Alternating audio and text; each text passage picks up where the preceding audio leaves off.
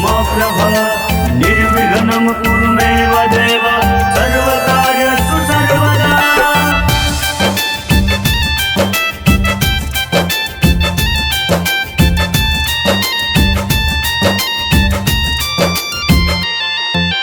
गौरी के ललना है ललना, गौरी के ललना आज सब बीच लजिया बचाइना, आज सब बीच लजिया बचाइना।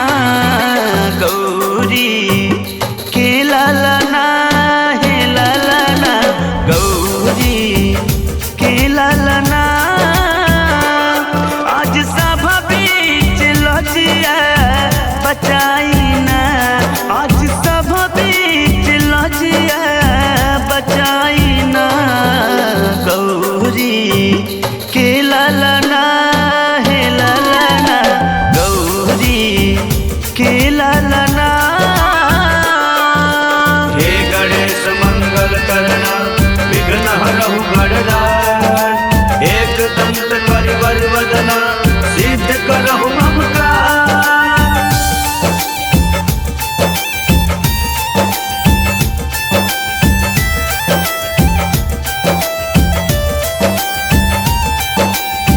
एक दंत दयावंत चार भुजाधारी, सिर पर मुकुट सोहे मूस के सवारी,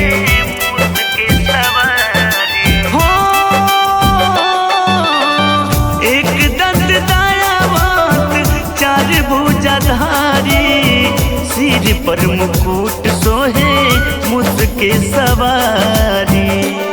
आके लड्डूअन के भोग लगाइना, गौरी के ललना हे ललना, गौरी के ललना आके सब बीच लजिया बचाइना। गौरी के ललना हे ललना, गौरी के ललना। कुंड महाकाय सूर्यकोटि समप्रभा निर्विघ्नं कुरुमेव देव सर्वकार्येषु सर्वदा।